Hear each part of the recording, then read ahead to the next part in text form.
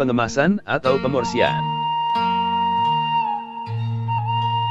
Dalam tahapan ini, kami berupaya untuk menjaga kualitas makanan yang telah kami proses sebelumnya, sehingga dapat dipastikan dalam penyajian makanan yang kami sajikan selalu benar-benar teruji secara klinis, sehingga sangat layak untuk dihidangkan atau dikonsumsi. Sedangkan tempat pengemasan atau wadah makanan juga kami pastikan telah terbebas dari bakteri, serta terhindar dari kontaminasi zat asing. Dalam proses pengemasan makanan yang matang, selalu menggunakan sarung tangan plastik. Hal ini untuk menghindari kontaminasi bakteri terhadap makanan yang sudah matang.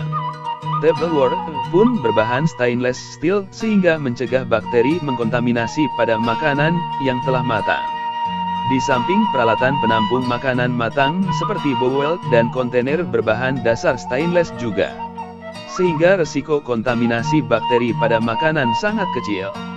Jenis-jenis kemasan. Kemasan merupakan salah satu unsur yang bisa menentukan kepuasan konsumen, sehingga packaging bisa dikatakan sebagai elemen penting untuk meningkatkan penjualan. Kemasan ini didesain dengan baik, dan memiliki berbagai macam bentuk dan ukuran yang dapat disesuaikan dengan volume makanan. Dan berikut di bawah ini pilihan mengenai jenis kemasan makanan yang umum digunakan, seperti 1. Mika Bento.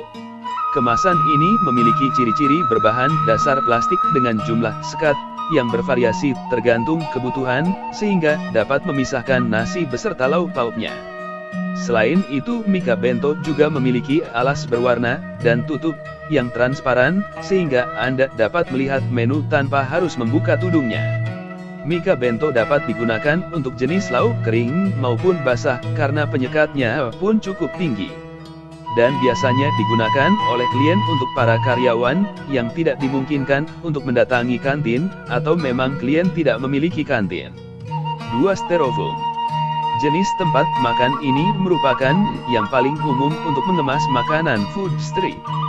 Selain harganya murah karena terbuat dari busa, dan penggunaannya hanya bisa digunakan sekali pakai karena terbuat dari busa yang tipis. Terkadang beberapa pengguna mengatakan bahwa styrofoam tidak baik digunakan untuk meletakkan makanan yang bersuhu panas karena akan berbahaya untuk kesehatan. 3. Paper Lunchbox. Paper Lunchbox terbuat dari bahan kertas yang dilaminasi sekelilingnya, sehingga wadah ini akan lebih tahan dengan minyak dan anti bocor.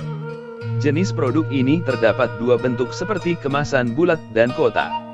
Biasanya kemasan ini digunakan untuk klien yang tidak memiliki kantin, sehingga tidak memerlukan organisir kemasan untuk dikembalikan kepada kami. 4. Plastik Lunchbox. Tidak jauh berbeda dengan paper lunchbox.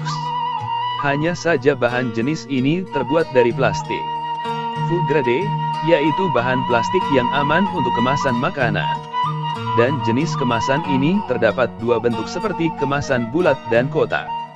Dan biasa digunakan oleh klien yang memiliki kantin, sehingga diperlukan organisir kemasan untuk dikembalikan kepada kami.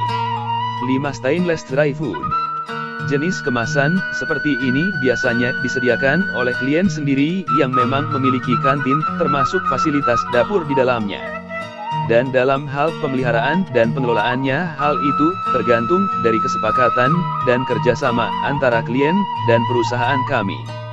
Dan untuk kepuasan klien kami dalam aspek pelayanan, maka kami memungkinkan untuk mengemas produk-produk catering kami dengan comfortable to eat atau nyaman dalam menyantapnya. Komitmen kami cukup memberikan cita rasa dan kepuasan yang lebih untuk para klien-klien kami. Terima kasih telah menyaksikan video kami.